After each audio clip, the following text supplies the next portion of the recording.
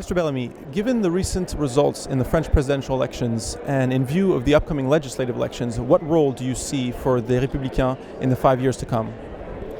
We have a very important challenge ahead of us, which will be to rebuild the party, because we need a strong center-right approach in France. It's absolutely necessary, because what we see today is that, in fact, France has today a weakened democracy because of the crisis of the traditional cleavage between the right and the left.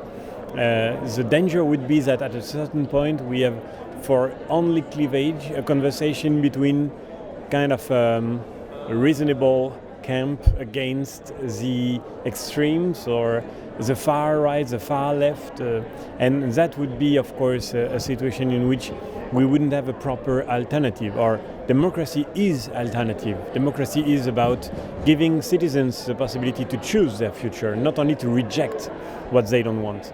And it's a very dangerous situation in which we are very unhealthy one from a democratic point of view, to have this kind of combined rejections that we saw in the presidential election, rather than a proper choice for a future that we desire. Madam President, your party is an important part of the governing coalition that put an end to Andrej Babiš's premiership last October. Now tell us, what work has your party been doing as part of this new government? My party has direct responsibility for two important parts. It's for healthcare and science and development, as well as research. And right now, during these circumstances, we have a lot of work, not with COVID-19 pandemic, which we thought to have, but with influx from Ukraine, because we have a lot of Ukrainian refugees in the Czech Republic, and our minister is doing a great job adjusting the system of healthcare to adapt these Ukrainian refugees. We welcome them, of course, and we have to prepare everything to be able to integrate them, and it means in healthcare to be able to adapt for new 300,000 people in the country. So this is our core right now in the government.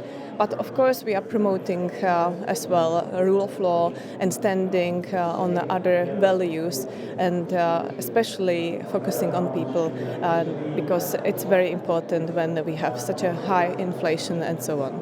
Thank you. And now tell us, for our viewers across Europe, how do you assess the future of Czech politics? We right now have a lot of challenges, and I think these circumstances are something which was not in the modern history in front of any other government.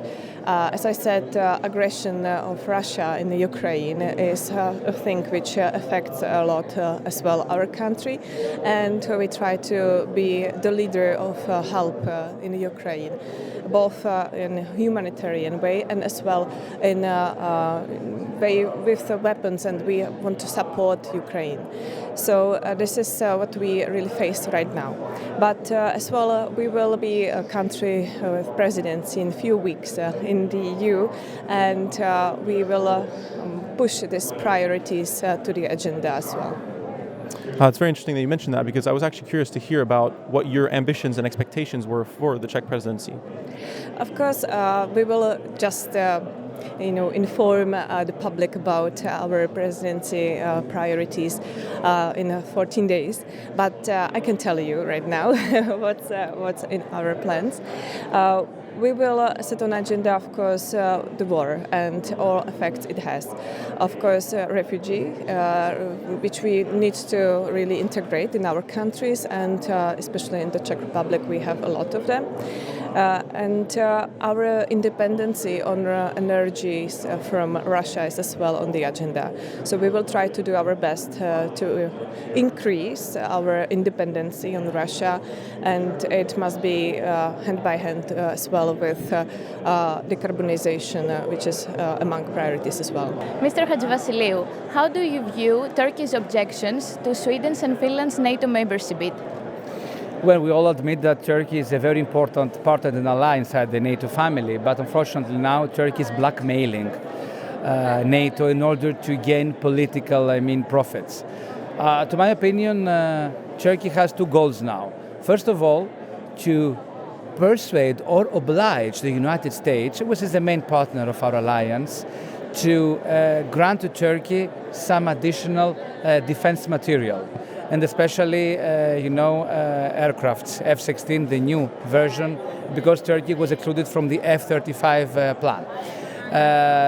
The second goal of Turkey is to persuade the candidate states, such as Sweden and Finland, to recognize PKK as a terrorist organization.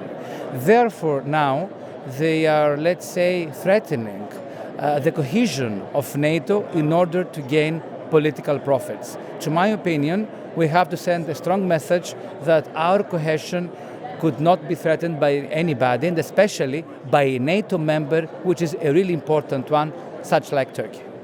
We have seen a sharp escalation in Ankara's rhetoric following the visit of the Greek Prime Minister to Washington. What is your assessment regarding Turkey's actions in the months to come?